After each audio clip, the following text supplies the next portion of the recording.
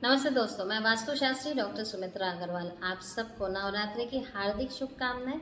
आज बात करेंगे माता सिद्धिदात्री की। सिद्धिदात्री माने सिद्धियों को देने वाली। तो सिद्धिदात्री माता जो हम जानते हैं 8 सिद्धियां हैं, उन सिद्धियों को अगर आप प्राप्त करना चाहते हैं तो माता सिद्धिदात्री को पकड़ना होगा।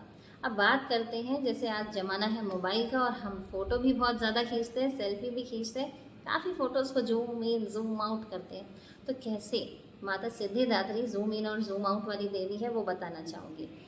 हमारे जीवन में आप देखिएगा बहुत सारी जिनके जीवन में समस्याएं होती है वो व्यक्ति अपने समस्याओं को काफ़ी बढ़ा के बताते हैं और काफ़ी सारे लोग समस्याएं बहुत होती है और समस्या को बहुत कम करके बताते हैं।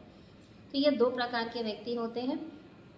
जिनके जीवन में समस्या है वो उसका समाधान कर पाते हैं, क्योंकि वो उसको बहुत हेवी नहीं बनाते अपने लिए, उसको बहुत लाइट कर देते हैं। और काफ़ी सारे लोग उनकी समस्या इतनी होती है उसको इतना भारी कर देते हैं अपने लिए कि उनके लिए उसको मैनेज करना बहुत मुश्किल होता है।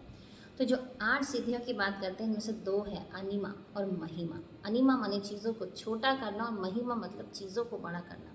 हमने काफ़ी बार सुना है रामायण की कथाओं में और हनुमान जी के विषय में कि हनुमान जी अपने शरीर के आकार को बड़ा कर सकते थे और छोटा कर सकते थे। काफ़ी सारे राक्षस भी ऐसे हैं जो अपने शरीर को बड़ा कर सकते थे और छोटा कर सकते थे। तो ये शरीर को बड़ा करना और छोटा करना, ये कला कहाँ से आती है? इन अष्ट सिद्धियों से आती है जो हमें सिद्धिदात्री माता देती है। तो बात करते हैं, अगर हमने आज इस देवी को प्रसन्न किया तो क्या हम साइज़ में बड़े और छोटे होने लग जाएंगे? नहीं।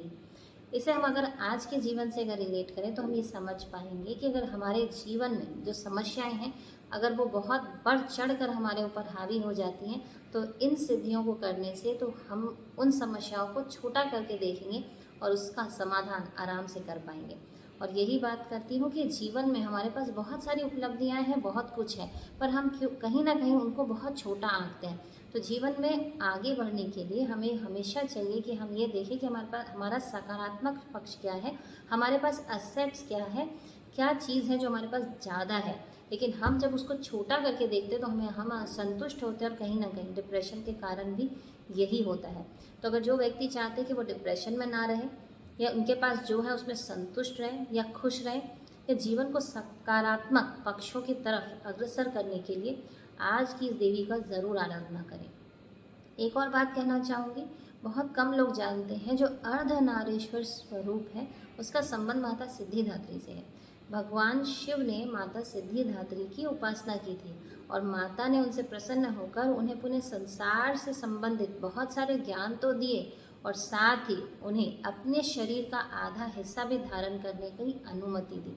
तो भगवान शिव ने तब सिद्धिदात्री माता के शरीर के आधे स्वरूप में भगवान शिव जी समा जाते हैं, तभी निर्माण होता है अर्धनारीश्वर स्वरूप का। अर्धनारीश्वर स्वरूप को बनाने का माता का एक और पक्ष था, वो ये बताना कि पुरुष और स्त्री किसी भी मायने में एक दूसरे से कम नहीं है, दोनों एक दूसरे के पूरक है।